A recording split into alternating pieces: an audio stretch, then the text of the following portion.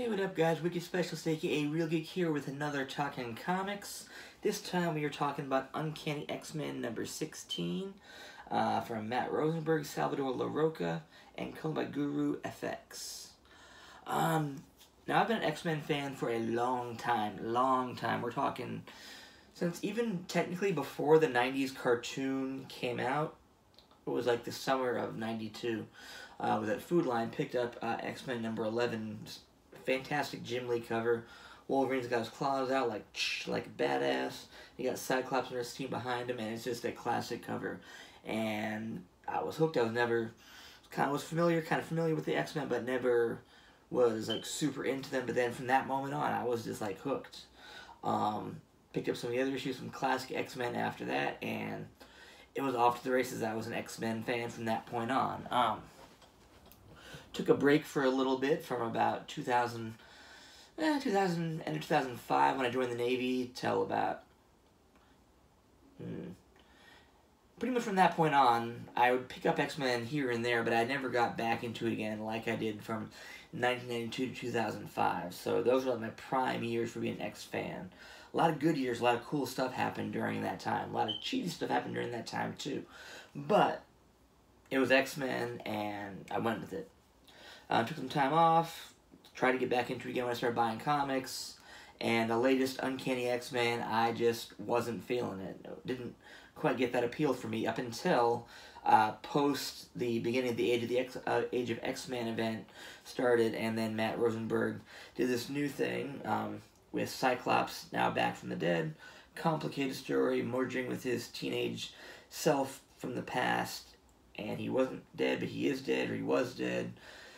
It's complicated, but it's X-Men, and I'm going with it, as all of you should too, because that's what X-Men does best. But Cyclops was back. Him and Wolverine were forming a new team of the characters that were survived that didn't die, aka they're not stuck in the whatever's going on in Age of X-Men. I'm not following that. Didn't appeal to me. I'll read it in the Unlimited app just when I read it. But as far as this issue goes, in and of itself, I've been digging what's been going on so far. Cyclops, building a new team of some former New Mutants members, some Gen X members, Generation X, I should say, of the former X-Men affiliated team, not the Generation. Chamber, for one, with his energy face chest thing. And it's a good thing I'm talking about the 90s, because this issue is fairly rife with 90s characters. Quanin returns from the dead, as we see here, aka Revanche, or Revanche. It's French, I guess, for revenge, because that's what we do in the X-Men. Revanche is back. Magneto. Gonna be some spoilers for this issue, so I'm just gonna put that out right now. Spoilers. If you haven't read the issue, if you care about spoilers, don't listen any further, because I have some issues with this issue. Okay, so Magneto is back to being a villain, back in this classic red and purple outfit. Has a new Brotherhood of Evil Mutants with him, or Brotherhood, I guess, of Mutants. It's him, Juggernaut, Pyro, Avalanche. I was going to say the Blob, but the Blob's over in Age of X-Men. Pyro, Avalanche, Toad, Juggernaut, Magneto. That's the 5.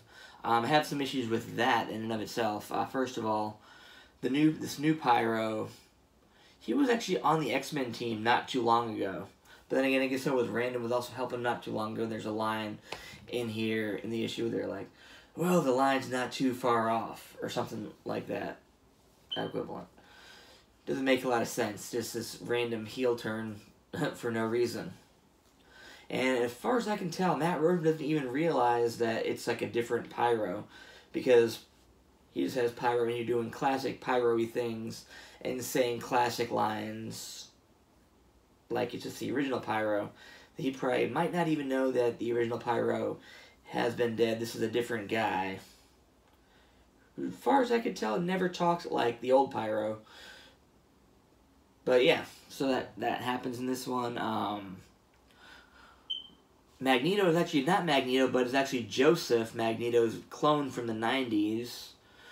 We find that out in a very underwhelming plot twist, like, you're not Magneto, you're Joseph. Huh, how did you know? And then that goes on, and then Quanon shows up and promptly cuts off Joseph's head. So Joseph was dead prior to this issue. He's not dead now, but then by the end of the issue, he is once again very much dead. Yeah. This issue, I mean, it makes, like, no sense. I mean, for X-Men, we get that it didn't have to make sense. And we go along with the ride for the most part, but I don't know, man. This one was kind of rough. And then they're just killing characters off for no reason, just to say, hey, we killed him off. Wolfsbane, also dead by the end of this issue. And then, yeah, it's, I mean, it doesn't have to make sense, but at least it was kind of awesome before. This is just kind of crap. I'm not gonna disown the series once again like I did in the past, but this was not a good issue. This was not some cool art, some cool sequences in the issue that I did like. There's a cool bit with Juggernaut coming out. Oh, and also Juggernaut wants to be on the X-Men again, because it was so awesome the first time that he did that, right? Yeah.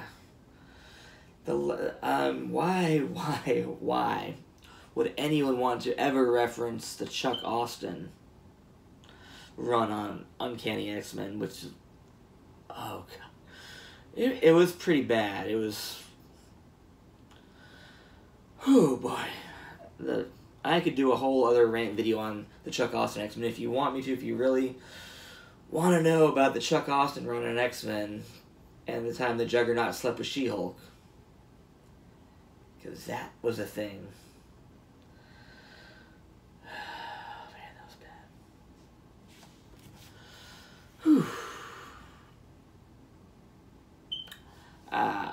So bad, I just kind of lost my train of thought for a second there. But this issue, some cool art, some kind of cool sequences, picks up from the last one, goes into the next storyline.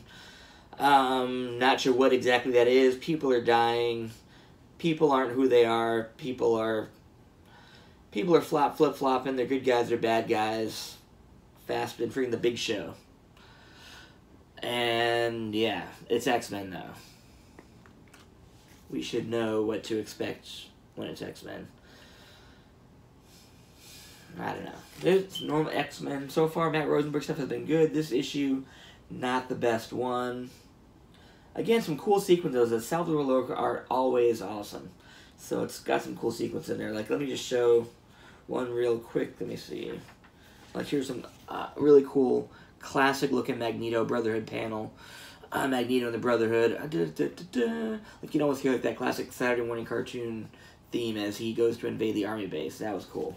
And there was a cool bit of art before that. This bit with Juggernaut just coming out, like, looking like a badass, looking like a beast. That was cool. It's cool. I'm still not entirely sold on how they're drawing Wolverine these days. How Salvador Loco is drawing Wolverine on this particular book. Like, he looks too pretty boy-y. Like, does that look like the Wolverine that we grew up with?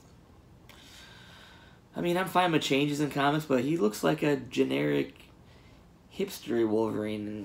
And, I don't know. I've seen better. I don't know. But yeah, in the long run, this issue got some cool art. Again, you could skip it if you want. It's not. It's kind of head scratching. I mean, it's got some cool stuff in it. It's head scratching, but you can pick it up if you want. I'll give it like a 2.5 stars. Weakest issue that I've read on this current run on X-Men. And yeah, that's that. Alright guys, stay geeky. Next time, hopefully I'll have something more exciting and fun and enjoyable to talk about. I'll talk about that Batman issue next, maybe. We'll see. Next time. Peace.